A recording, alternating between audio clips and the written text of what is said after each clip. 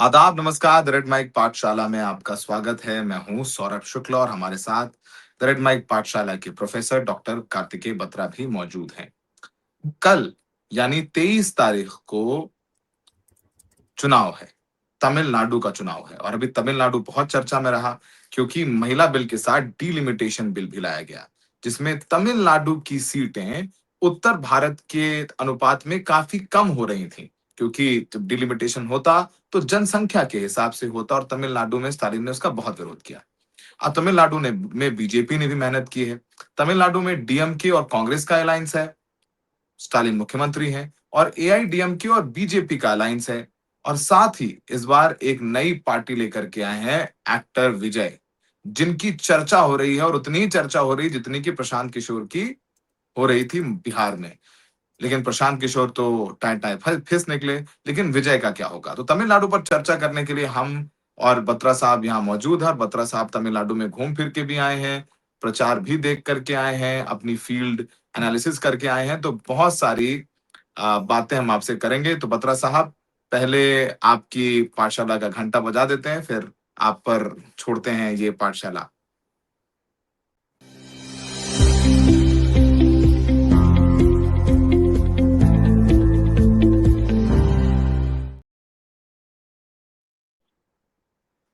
बत्रा साहब, बताइए, तमिलनाडु में क्या होने वाला है? जरा आंकड़े, आपकी फील्ड एनालिसिस, आप वहां गए, कई दिन लगा करके आए, आपने दर्जनों लोगों से बात की, थोड़ा समझाइए। जो देश के लोग जो तमिलनाडु को बहुत दूर समझते हैं, थोड़ा उनके पास लेकर के आइए तमिलनाडु को, जी, बत्रा साहब। Thank you Saurabh. मैं सौरभ बैंगलोर में रहता हूँ, आपको जानकारी है। तो बैंगलोर एक्चुअली कर्नाटका के एक ऐसे कोने में पड़ता है जहाँ से तमिलनाडु बहुत ज़्यादा दूर नहीं है। खासकर जो मेरी यूनिवर्सिटी का इलाका है वो दक्षिण बैंगलोर, दक्षिण ईस्ट बैंगलोर में आता है। तो वहाँ से 3 किलोमीटर पे तमिलनाडु शुरू हो जाता है। तो बेसिकली हमने गाड़ी एक बार अपनी टैक्सी बुलाई और बोला कि हमें घुमाइए आसपास के इलाकों में। फिर हमने वही किया जो हम तब बिहार और बंगाल झारखंड में किए थे, हरियाणा में किए थे। लेकिन एक फर्क था कि तमिलनाडु में आपको लोकल स्पीकर एक चाहिए। आप बिना लोकल स्पीकर के उन लोगों से बात नहीं कर पाएंगे जो ऑथेंटिक वोटर्स हैं। जो हिंदी इंग्लिश स्पीकिंग है वो फिर सैंपल बायस हो जाता है। तो ऐसे में मैंने अपने एक स्टूडेंट को अपने साथ लिया और उन स्टूडेंट्स ने मेरा ट्रांसलेशन किया, मेरे जो मैंने सवाल उनको दिए उन्होंने पूछे। और फिर हमने इस तरीके से जो भी अपना ग्राउंड हमने इंटेलिजेंस इकट्ठी की। हम 1-2 दिन ही घूमे, ज्यादा नहीं घूमे क्योंकि इतना समय भी नहीं था हमारे पास। पर जो जो मेन सवाल हम पूछने गए थे वो मैं जिक्र जरूर करूंगा और ये बताऊंगा कि मुझे क्या जवाब मिला। तो तमिलनाडु, क्योंकि देखिए हम एक हिंदी चैनल है, हालांकि हमारी जो व्यूअरशिप है वो पूरी दुनिया में है, लेकिन जो हिंदी भाषी लोग हैं उनके लिए पहले मैं ये समझा दूं कि तमिलनाडु का लार्जर भूगोल क्या है और उसकी पॉलिटिकल जोग्राफी क्या है, राजनीतिक भूगोल क्या है। तो सौरभ 234 सीटें हैं कुल। Tamil Nadu is one of the bigger legislative assemblies in India. मतलब बड़ी असेंबलीज में आप यूपी की है 403 सीटें, महाराष्ट्र की है, बंगाल की है।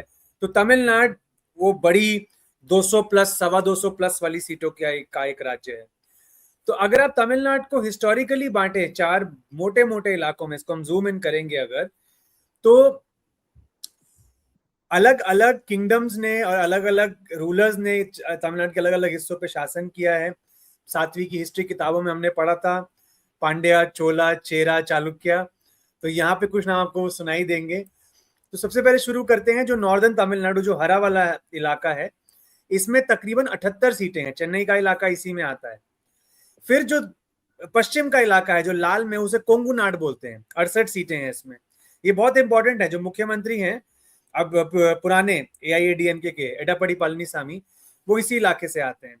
कोयम्बटूर भी इसी इलाके में आता है। अच्छा, फिर जो बैगनी इलाका है वो चोला नाड बोलते हैं, 37 सीटें हैं। यहाँ पे चोलास का साम्राज्य होता था। और जो पीला इलाका है दक्षिण का, कन्याकुमारी समेत, उसे हम कहते हैं पांड्या नाड। यहाँ पांड्या साम्राज्य था। तो 51 सीटें यहाँ है। कुल 234 सीटों में सौरभ 44 सीटें एससी रिजर्व्ड है और 2 एसटी रिजर्व्ड है। और ये एससी रिजर्व सीटें जो दाया मैप है उसमें हमने दिखाया है कैसे स्कैटर्ड है, बट सेंट्रल तमिलनाडु में ज्यादा फोकस्ड है। तो ये मोटा मोटा तमिलनाडु का भूगोल है, जो मतलब पॉलिटिकल ज्योग्राफी है, वो मैंने अभी आपको बताई। अब अगर हम बात करें कि डेमोग्राफिक्स क्या है तमिलनाडु के, तो डेमोग्राफिक्स देखिए, हिंदुइज्म जो है वो मेजॉरिटी रिलीजन है, और तकरीबन if I am not wrong 88% population यहाँ पे हिंदू धर्म मानती है, 6% क्रिश्चियन, 6% मुस्लिम। और वो भी आप देखेंगे कि बहुत ज्यादा कॉन्सेंट्रेशन मुस्लिम्स की कहीं नहीं है। हाँ, क्रिश्चियंस कुछ ज्यादा संख्या में दक्षिण में कॉन्सेंट्रेटेड है, बट लार्जली एक ऐसा स्टेट है जहां पे रिलीजियस पोलराइजेशन आप मतलब आप नहीं सुनेंगे इतना उसके बारे में। कुछ इलाकों में कॉन्फ्लिक्ट्स होते हैं, झगड़े होते हैं, वो आम बात है, लेकिन as such this state is not known for religious polarisation. हाँ, अब हम जब बात करते हैं कास्ट की, देखिए सौरभ, एक बात कही जाती है कि यूपी बिहार में बहुत कास्ट पॉलिटिक्स चलती है। तो मैं इसमें ये कहूंगा कि ये बात सही है कि यूपी बिहार जैसे राज्यों में कास्ट पॉलिटिक्स बहुत चलती है, लेकिन क्या इसका मतलब ये है कि कास्ट पॉलिटिक्स बाकी राज्यों में नहीं है? हमने केरलम के टाइम पर भी हमने ये चर्चा की थी कि ऐसा नहीं है कि कास्ट पॉलिटिक्स गायब हो जाती है, बस उसका स्वरूप बदलता है, उसकी वेटेज बदलती है, कास्ट की वेटेज बदलती है। कास्ट की जगह आप वेलफेयर की बात करने लग जाते हैं। अब वेलफेयर में आप किन लोगों को वेलफेयर ज्यादा इंपैक्ट पहुंचाएगा? गरीब लोगों को। और गरीब लोग अगर हम हिस्टोरिकली देखें कौन है, वो जो निचले तबके की कास्ट है, एससी कास्ट है, ओबीसी कास्ट है। तो आप चाहे इसको वेलफेयर मॉडल से देखें या कास्ट पॉलिटिक्स से देखें, कास्ट एक रियलिटी है।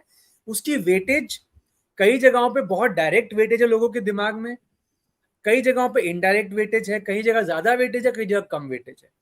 तो तमिलनाडु का जो कास्ट वाइज ब्रेकअप है सौरभ, भी बहुत इंटरेस्टिंग है। आप जानते होंगे, आपके दर्शक भी बहुत समझदार हैं, जानते हैं कि तमिलनाडु में एक एंटी ब्राह्मणिकल सेंटिमेंट रहा है बहुत समय से। अगली स्लाइड पर तो क्या हुआ कि यहां पर असर्शन ज्यादा बैकवर्ड कास्ट का है। नहीं, इससे पिछली स्लाइड पे मैं जाना चाहूंगा, प्रोड्यूसर से मैं रिक्वेस्ट करूंगा, जहां पे हमने एससी एसटी मैप दिखाया है, शायद वो मिस हो गया होगा। तो जो एससी मैप है, अगर हम वो देखें तो तमिलनाडु में 20% एससी है, 1% एसटी है, केवल 1% एसटी, 21% एससी एसटी हो गया। उसमें भी मेन जो एसटी ग्रुप्स हैं, आडी द्राविडा, देवेंद्र कुला वेलालार, और एक अरुंथथैयर एक ग्रुप है, उसको बोलते हैं, और एक पारायन। ये एससी ग्रुप्स है मेन। जो बीसी ग्रुप्स है, जो ओबीसी ग्रुप्स है, ये ज्यादा इंटरेस्टिंग है क्योंकि ये ज्यादा पावरफुल है। आगे हम जिक्र करेंगे इनके बारे में डिटेल में। वनियर, गाउंडर, थेवर, नाडर, ये सारे इंपॉर्टेंट कास्ट ग्रुप्स हैं बीसी कैटेगरी में तमिलनाडु के। और सौरभ, आप जानकर ये हैरान होंगे कि ये जो आप यूपी में अब देख रहे हैं कि छोटी छोटी जातियों की पार्टियां बन रही हैं, सुभाषपा बन गई, हाँ, और राजभर की पार्टी बन गई, निषाद बन गई, केशव देव मौर्य की पार्टी बन जी। गई, निषाद पार्टी बन गई। तो तमिलनाडु में ये पहले का है। पीएम के नाम की एक पार्टी है, पीएम के पार्टी, जो अंबुमणि रामदोस, एक टाइम पे ये यूपीए के अलायंस में होते थे, आपको याद बिल्कुल होगा। बिल्कुल, एमडीएमके के टीआर बालू और कई सारी पार्टी होती थी छोटे छोटे, डीएमके की टीआर बालू। हाँ, तो ये रामदोस साहब एक कास्ट की पार्टी है, ये वनियर कास्ट, नॉर्थ तमिलनाडु में। एक पार्टी है तमिलनाडु में वीसी के, ये आउटराइट दलित पार्टी बुलाती है अपने आप को। एक पार्टी निकली एआईएडीएमके से पिछली बार, एएमएमके करके, जो वापस अब अलायंस में चली गई है। ये पार्टी थी किसकी? जयललिता जी की एक खास हुआ करती थी, शशिकला जी। शशिकला जी के आगे कोई नेफ्यू है, दिनाकरन जी जी। तो वो थेवर कम्युनिटी से आते हैं। तो ये कास्ट मैट्रिक्स तमिलनाडु में भी है, अच्छे खासे तरीके से है, बस उसके स्वरूप अलग है। क्योंकि देखिए, तमिलनाडु में एक तमिल नेशनलिज्म का भी एंगल है। अभी आपने स्टालिन साहब की बात की, तो बीजेपी जैसी नेशनल पार्टी को वहां दिक्कत इसीलिए होती है क्योंकि वहां तमिल आइडेंटिटी को लेकर एक बहुत अवेयरनेस है। और ये आज से नहीं है, ये बहुत पहले से। इसी मैप की मैं बात कर रहा था, जो 20% एससी, 1% एसटी। तो आप देखेंगे एससी का जो ग्रुप है वो नॉर्थ तमिलनाडु में काफी गहरा है, वो मैप काफी गहरा बैगनी है नॉर्थ तमिलनाडु के बेल्ट में। और अब हम वापस आएंगे मेन फ्रेम पे अपने। तो मैं ये कह रहा था कि अलग अलग कास्ट ग्रुप्स का अलग अलग असर्शन है, और ज्योग्राफिकली भी सौरभ ये अलग अलग इलाकों में स्थित हैं। अभी हम आगे जब जाएंगे, मैं आपको कास्ट वाइज समझाऊंगा कैसे वोट शेयर बदला है ओवर टाइम। मैं ये बता दूं, लेकिन जैसे वनियर नॉर्थ में इंपॉर्टेंट है, गाउंडर वेस्ट में इंपॉर्टेंट है, थेवर साउथ और सेंट्रल में इंपॉर्टेंट है, और दलित नॉर्थ में इंपॉर्टेंट है। तो हर इलाके की अपनी कास्ट वाइज तासीर है और अपने इलाके की कास्ट वाइज लीडरशिप। तो ये जो डीएमके है, जो इस वक्त सत्ता में है, ये लोग पेरियार को मानते हैं, और जाहिर सी बात है जो राजनीति भी रही करुणानिधि की, वो जो ब्राह्मणवाद है कह लें, उनके खिलाफ भी रही। तो अंबेडकर, पेरियार अपने हीरोज हैं। तो ये लोग किस, जो जो डीएमके है, वो किस कास्ट को या किस तबके को केटर करती है, जो लगातार इनकी पार्टी सत्ता में भी रही है? बहुत अच्छा सवाल है सौरभ, और मुझे ना ये याद आता है कि एक समय पर ऐसा था कि यूपी में कांग्रेस का जब बोलबाला था, मैं आज की बात नहीं कर रहा, आज के दर्शकों को लगेगा कि क्या बात कर रहे हैं, यूपी में कांग्रेस का बोलबाला था। जी हाँ, मतलब 1980 के दशक तक तो यूपी में कांग्रेस का बोलबाला था। तो हम्म। जब कांग्रेस के हे डेज थे यूपी में, तो कांग्रेस का हम्म। अलायंस क्या था? अपर कास्ट, दलित और हम्म। मुस्लिम, मोटा हम्म। मोटी। बैकवर्ड हम्म। कास्ट बाद में फिर जनता जनता पार्टी वगैरह बिल्कुल ने, बिल्कुल। जनता दल ने मोबिलाइज किया। तो कुछ ऐसा ही है डीएमके। अगर आप डीएमके का वोट शेयर का परसेंटेज देखेंगे, ज्यादातर अपर कास्ट देखिए बहुत ज्यादा संख्या में नहीं है, लेकिन अपर कास्ट का सपोर्ट उसको मिल जाता है, स्प्लिट होता है अपर कास्ट सपोर्ट। लेकिन जो मेन वोट बेसिस हैं डीएमके के, वो है दलित, मुस्लिम और क्रिश्चियन।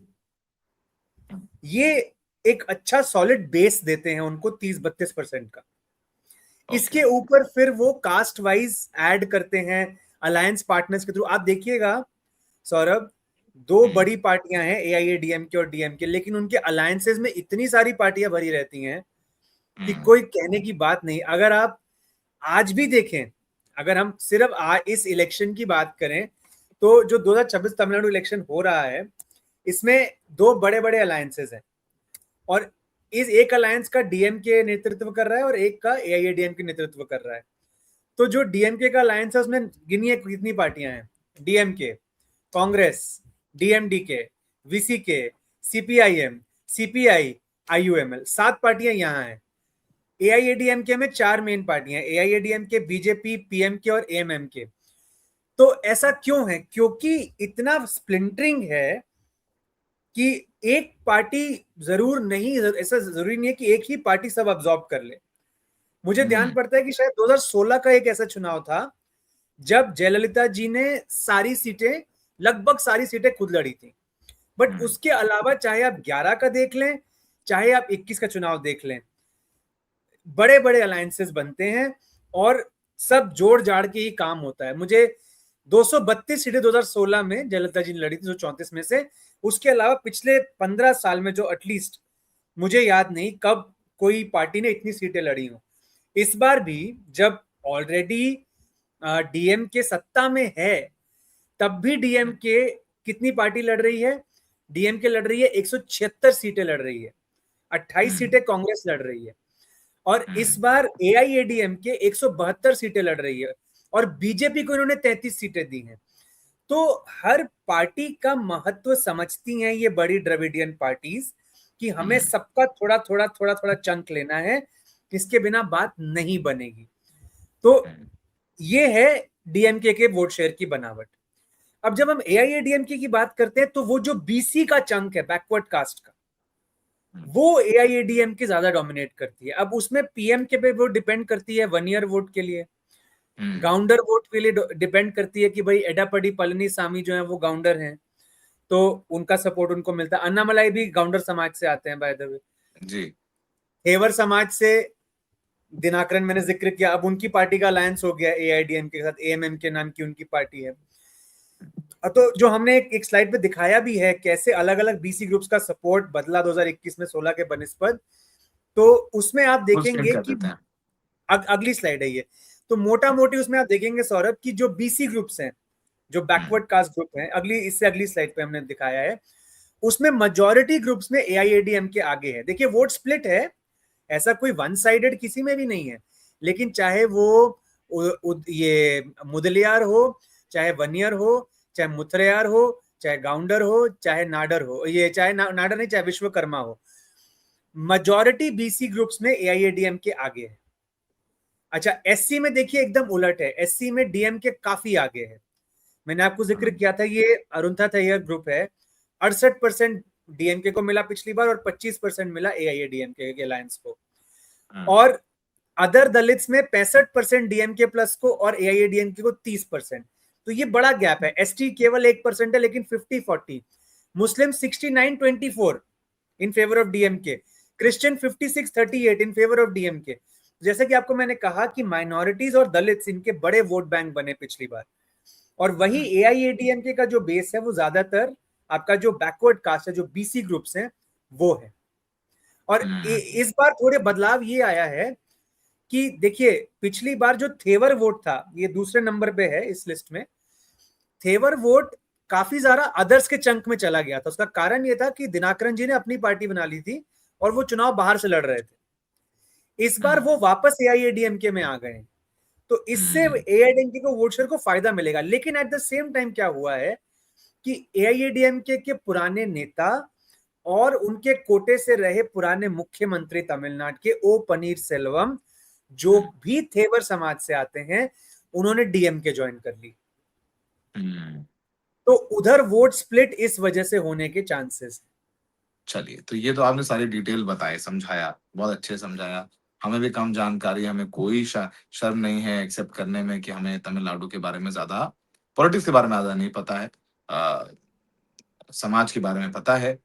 पत्रा साहब, जमीन पे गए इस बार, विजय का बड़ी चर्चा है, तो क्या लग रहा, जमीन पे जाके क्या लगा कि विजय की चर्चा है कि वोट नहीं मिलेगा? चर्चा तो प्रशांत किशोर का ही बहुत थी, बहुत ही मैं थी, हमने बताता हूँ बिहार में आपको, तो दो मतलब स्लाइड विजय पहले, का क्या है?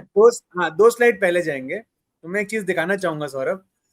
2011 में सौरभ, एआईएडीएमके मैप, जो मैप वाली स्लाइड है इससे पहले वाली, 2011 में एआईएडीएमके अलायंस 52% वोट लाई थी सौरभ, और उन्होंने पूरा स्टेट स्वीप किया था। ये 2G स्कैम के बाद वाला चुनाव था, जब आपको याद होगा ए राजा कन्नीमोई पे चार्जेस लगे थे। डीएमके प्लस धड़ाम से गिर के सरकार से 31 सीटों पर आ गया था, डबल डिजिट। 16 में, क्योंकि देखिए तमिलनाडु में भी ऑल्टरनेशन रहता है, कभी डीएमके कभी है, 16 में डीएमके को लगा था हम जीत जाएंगे, बट वो रह गए। उनका वोट शेयर उतना ही रहा जितना पिछली बार था, लेकिन इस बार क्योंकि एआईएडीएमके अलग चली गई अकेली, तो उसका वोट शेयर काफी गिर गया।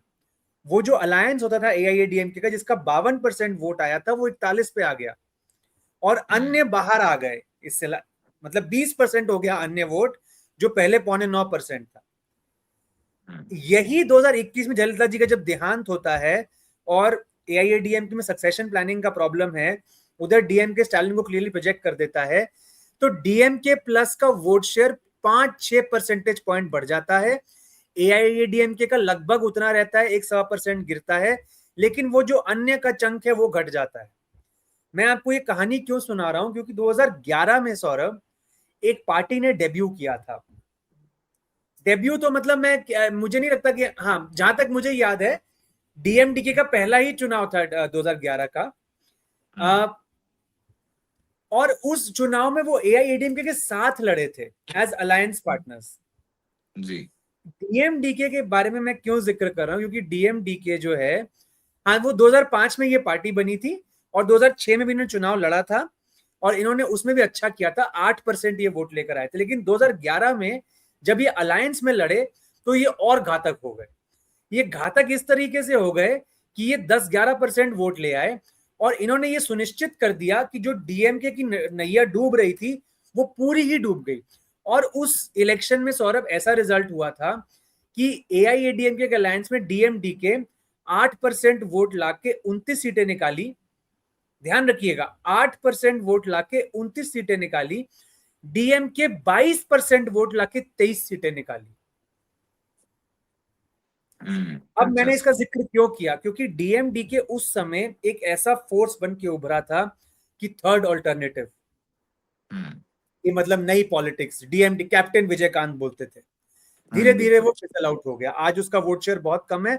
आज डीएम, क्योंकि विजयकांत जी भी अब नहीं रहे, आज जो डीएमडीके है वो डीएमके के अलायंस में है। वो डीएमके के अलायंस में है, और उनका इस बार एक पार्टनरशिप चल रहा है। मैं जब फील्ड पे गया सौरभ, मैंने ये पाया कि दूर से हमें लगता है कि तमिलनाडु की पॉलिटिक्स वेलफेयर पॉलिटिक्स है, बहुत बढ़िया पार्टियां हैं, लोग बहुत खुश होंगे।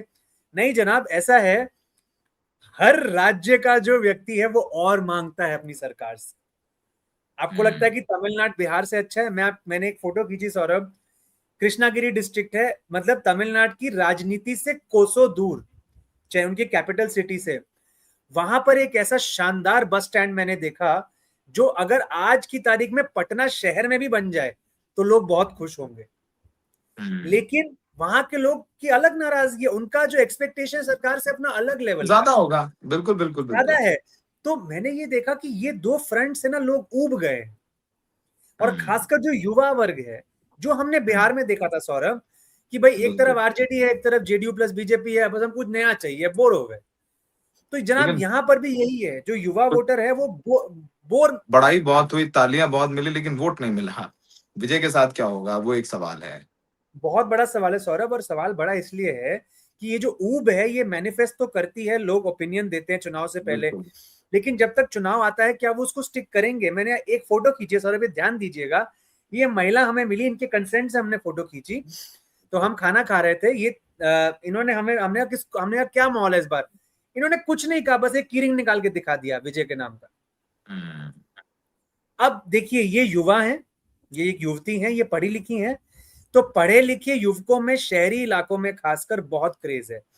फर्स्ट टाइम वोटर्स अपने पेरेंट्स को कन्विंस कर रहे हैं विजय को वोट देकर आओ इस बार। और कई लोग तो हमें ये मिले, उन्होंने कहा देखिए हम डीएमके एडीएमके से बोर हो गए हैं, हमने एनटीके भी ट्राई किया। एनटीके ना एक बहुत प्रो तमिल आइडेंटिटी पार्टी है, सीमोन नाम के लीडर हैं, तो उन्होंने भी यही सपना दिखाया लोगों को, मैं कुछ नया करूंगा, बट वो भी 4-5-6% से ऊपर नहीं बढ़ पाते। तो उन्होंने कहा हम एनटीके को देते थे, हम टीवीके को देंगे। मैंने कहा टीवीके को नहीं तो हम नोटा कर देंगे। लेकिन ये मुझे वोटर्स तो नहीं मिले जो कह रहे थे अगर हम डीएमके को नहीं तो अगर हम टीवीके को नहीं देंगे तो हम डीएमके से एआईएडीएमके स्विच हो जाएंगे, या एआईएडीएमके से डीएमके से स्विच हो जाएंगे। मतलब डीएमके का जो लॉयल वोटर है वो एआईएडीएमके जाने के लिए नहीं मरा जा रहा, जो एआईएडीएमके का वोटर है वो डीएमके जाने के लिए नहीं मरा जा रहा। सिंपल सी बात है, ये दोनों ही टीवीके को जाएंगे, और अगर लगा अंत में कि टीवीके नहीं काम करा तो वापस अपने अपने एरिया में चले जाएंगे। एक मुझे चीज ये लगी सौरभ, कुछ जो महिलाएं स्विंग वोटर हो सकती थी फ्रॉम डीएमके टू एआईएडीएमके, वो जयललिता जी की एब्सेंस में अब एआईएडीएमके को इतना स्ट्रांगली नहीं भाप रही है। उनके हिसाब से एआईएडीएमके अब वो चीज नहीं रही जो अम्मा के टाइम पे होती थी। तो अम्मा के जाने की वजह से एआईएडीएमके जो स्विंग महिला वोटर्स ले सकता था अपनी तरफ, वो थोड़ा उनको मुश्किल हो रही है। लेकिन ये कोई इस बात का कोई वो ना रखे कि डीएमके के लिए कोई क्रेज है amongst their non base voter. उनका बेस वोटर उनके साथ है, कुछ मजबूरी में है, कुछ ठीक ठाक खुशी में है, और कुछ और विकल्प भी तलाश रहा है। लेकिन मुझे कुछ ऐसा उत्साह नहीं दिखा एस्टैब्लिश्ड पार्टीज के लिए। जो उत्साह दिखा वो टीवीके के लिए दिखा। लेकिन जैसा कि आपने कहा, चुनाव के पास आते आते, क्योंकि अभी जो पोलिंग सी वोटर दिखा रहा है सौरभ, 15% दिखा रहा है वो टीवीके के नाम का, और एज पर सी वोटर टीवीके ज्यादा डेंट एआईएडीएमके को कर रहा है। लेकिन वो डीएमके को भी कर रहा है, क्योंकि डीएमके के अपने वोटर भी डीएमके से नाराज हैं। मैं फिर कह दूं, खासकर शहरी इलाकों में, टाउन्स में, और युवा वोटर्स में जो इन्फॉर्म्ड है। कुछ हम ऐसे ग्रामीण इलाकों में गए जहां पुराने एंट्रेंस्ड वोट बेस अभी भी हैं, और वो वहीं रहेंगे, क्योंकि देखिए डीएमके ने भी बहुत वेलफेयर स्कीम निकाली हैं, कैश ट्रांसफर चल रहा है। हालांकि हमें कई जगह पता चला कि कैश ट्रांसफर स्कीम्स की एफिकेसी पे भी सवाल उठ रहे हैं, जो बस स्कीम है उस पे, उसकी एफिकेसी पे सवाल उठ रहे हैं। बट वही मैं कह रहा हूं कि कोई एक्साइटमेंट इतना जोरदार ना इस तरफ है ना उस तरफ है। एक तीसरा प्लेयर मार्केट में आया है, उसकी तरफ काफी उत्साह है। लेकिन चुनाव आते आते अगर वो उत्साह ढह जाता है तो क्या वो वोट वापस चला जाएगा अपने घर? ऐसा मुझे लगता है। किस पार्टी को ज्यादा रिस्क है, ये बड़ा सवाल है, और इसके लिए मेरे पास कोई आंसर नहीं है। मैं बस सी वोटर का डेटा जो मेरे पास मैंने जो देखा वो बता सकता हूं। एज पर their data it is hurting the AIADMK more, but this remains to be, वही एक एक्स फैक्टर है इस चुनाव में। बाकी अदरवाइज मुझे कुछ खास मूवमेंट नहीं दिखा कि कोई बहुत बड़ा चेंज आ रहा है। ठीक है।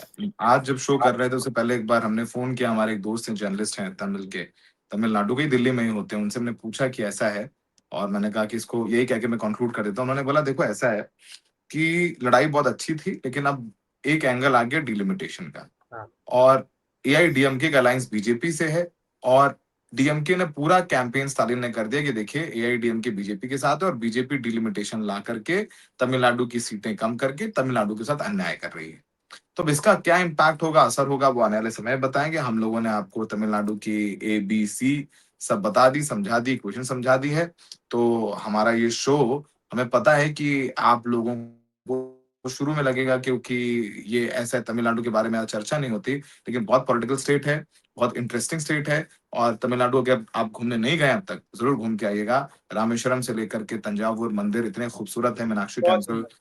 मतलब बहुत कुछ है जो आप वहाँ जाके देख सकते हैं। तो अभी पाठशाला में इतना ही। हम जल्द पश्चिम बंगाल की चुनाव के बिल्कुल। बारे में भी एनालिसिस देकर के आपके सामने हाज़िर होंगे। हमें देखने के लिए बहुत-बहुत शुक्रिया।